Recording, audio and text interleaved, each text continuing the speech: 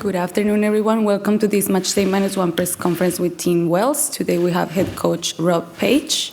We'll go straight to questions and same dynamic. Please raise your hand and wait for the microphone.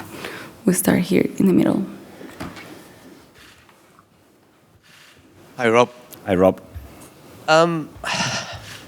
You said after the first two games, it's not been what you wanted. Do you and the squad feel that you owe the support a performance, a genuine 90-minute performance now? And if so, have you got enough with the spirit and the players to cause what would be seen as a big upset against England? Yeah, absolutely agree with that. We've worked so hard to get into this position. My frustration and disappointment for the players is that we've shown nowhere near the levels of performance of what's got us to this World Cup. And that's what really disappoints me. So we've picked them up, we've addressed it, we've got to draw a line under it, the last performance. And we have to go and perform and give our supporters, irrespective of what happens in the other result and whether we go home or whether we go through, we have to give the performance that our supporters are proud of and feel part of this tournament. Because at the minute, we're all disappointed with the result and performance, more for me. But we want to react in a positive manner, and I'll pick a team that will go out and give everything to the cause. Hey, Rob. Hi. Hi, Michelle from ITV. Is this a chance for some of the players who will perhaps be Wales's future to make a statement in this game? Yeah, we've got a squad of players that we can pick from. I'll pick a team that I think will go out and get us the win. So, yeah, there's an opportunity to give others experience. So without giving my team away, yeah, we'll no doubt we'll be needing to use more than the starting 11. Before we continue, to all the photographers, thank you so much. Please no more photos. Thank you. Hi, Rob. How are you? Geraint. Listen, I'll ask the question because it's come from that answer. You'll hear the narrative around Gareth and Aaron. Have they got enough minutes? Have they got enough match minutes? Have they got enough where they are selectable from the start for you? Look, it's a big ask for anybody in this environment to go 4 days later from one competitive game to another. But like I said, I'm going to pick a team that I think will go out and compete against England, whether that's with them, without them. You'll have to wait tomorrow to find out that answer. Of course, I'm not going to give that away today, but, you know, if they don't start, can they come on and have an impact? That's always been my dilemma whenever you play Nations League games back home in Europe. You know, playing games in quick succession, I've always had that dilemma with them. If they start one game, can they start the next? So my thought process won't be any different to that. Whether they come on and have an impact, or whether they start and can last an hour, 90 minutes. You know, they are talented footballers. And, okay, we're all getting a bit of criticism right now, and rightly so, because results ain't going our way, and performances, and that's the industry we're in. We're big enough to take it. It's not a problem. We put our big boy pants on and we get on with it, and we'll have a team that's ready for England. Yeah. Hi, Rob. Nigel Adley from TalkSport. Hi, Nigel. You've had great results in the past when you've been underdogs in major tournaments. Do you take anything from those, any lessons from those games, like Belgium and Turkey to a lesser extent in the Euros, that could help you in this game? Absolutely. Yeah, and the reason we want to expose the younger players to environments like this, the reason I took Ruben Colwell 2 years ago to Baku in the Euros, was to expose him to that environment, and hopefully, when needed in future, he can, you know, look back on that, and that'll hold him in good stead. So, no difference to the experiences we had. The Turkey game that you've just alluded to was probably one of the best performances for us in the Euros, and we'll be looking for experiences like that now to react in a positive manner. Hi Rob, Rick Edwards, 5 Live. What's your message to the Wales fans ahead of this match? What do you need from the Red Wall? Continued support, like they have been. I'm not going to turn against the Red Wall by no means. They've got every right to vent their frustration. They're as frustrated as I am, because we all want to put Wales on the world stage. We've done that by getting here. We now want to go and show the world what we're capable of doing. And trust me, I'm as frustrated as the Red Wall at this moment in time. But we all stick together.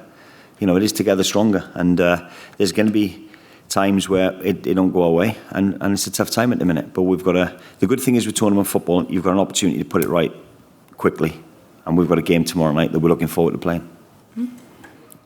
Rob, Simon from BBC. Hi, Simon. If Gareth and Aaron put in an excellent performance, even if that is off the bench, could that help inspire the rest of the team to achieve Mission Impossible or Mission Improbable, maybe? Yeah, they do it every day in training. They do, honestly. They inspire the lads every day in training. So, like I said, tough times at the minute, but we'll get on with it. Whatever part they play in that game tomorrow night, they're ready for it. They're ready for it. We're all hurting as a group because we know we're frustrated that we've not given a good account of ourselves, and we'll be giving our best tomorrow to go and put that right. Hi Rob, James from the Mirror. James. Wales haven't beaten England since 1984. Is it a chance to make a bit of history? Is that can you use that in your favour? And obviously we've seen a few shocks in the tournament already. What are the chances for another one tomorrow? No, we don't look back at stats and when was the last time Wales beat England. We don't do that to need motivation to win this game. We're hurting as a group because we know we're better than what we're showing. That's the motivation we need at the minute, and it just so happens to be that it's England we're playing against. So, like I said, we'll pick a team, we'll be ready, and we'll go and have a go. Hi, Rob Harris from Sky News. Hi. Good luck for the game. Thanks. How beatable do you think England are? And have you got any inspirational messages planned from home or anyone to actually give that extra bit of push for the players? I think this tournament has shown that every team is beatable. I really do. So, of course, England are beatable. They've got a wonderful pool of players to choose from, I might add. So, whatever team he puts on that pitch is going to be a tough challenge for us. And, of course, they're going to be favourites to win the game. So, we've just got to focus on us. And like I said, the group want a positive reaction. We want to go and show a red wall that we're not just here to give disappointing performances. We want to go out now and give a good account of ourselves. Yeah. Hi Rob, Martin from the Sun. Hi, Martin. As a Welshman living in England, there's been some messages from home about the game. And also, what did you make of England's performance against America? Did you see some signs that you can maybe exploit? Yeah, I think my fat pals back home have known to stay away from me with regards to, they know how I am as a person. Then I'll be hurting after that last performance. And yeah, with regards to the Wales-England game, it just adds a little bit of spice now, doesn't it?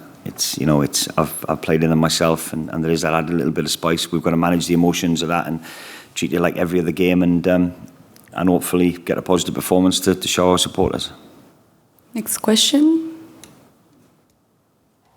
Okay, here, please. Thank you. Hi Rob, Gary Jacob from The Times. You've said a few times about you haven't performed. Have you got? I know it's. Have you looked at basically? Do you feel like you know why they haven't performed? Well, I'd said after the USA game that I thought we had to change it tactically half time, and I think that worked for us. I took a gamble on playing Gareth up top with DJ. I thought pace would hurt them in behind, provided we could get our footballers on the ball further up the pitch in Aaron Ramsey and Harry Wilson. Didn't materialise that way, so that was a reason for the USA game, but I thought we were better in the second half. Against Iran, we just didn't turn up. For whatever reason, we just did not turn up, and Iran were absolutely up for it and ready for it. And they rose to the challenge, and we didn't. We crumbled under a little bit of pressure, maybe.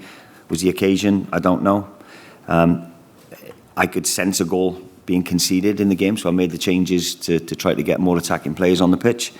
And then the sending off late on had an effect on the game, just purely. It wasn't the reason for the result, by the way, but it had an impact on the game because then I had 4 centre forwards on the pitch, and we were chasing the game then. So yeah, there's many reasons. It's not just a one factor. There's many reasons as to why we didn't perform. Do you feel that maybe some of the players have been a bit nervous, or perhaps you said crumbled? Do you think some of them haven't kind of dealt with the tournament and the pressure and the occasion? I think I can put the first 45 minutes against USA down to that. Yeah, it was all the emotions building up into it. A lot spoken about the last time we qualified, and it does have an impact on the players, the time of the game. And perhaps that had an impact for the first 45 minutes on top of the tweaks that we made to the formation before Iran. No, we've got to be ready for it. We'd had a couple of days prep, and there's no excuses. We just weren't at it. Thank you so much. Thank you, Coach. With this, we conclude the first part of this press conference. In a couple of minutes, we'll have player Gareth Bale. Cheers.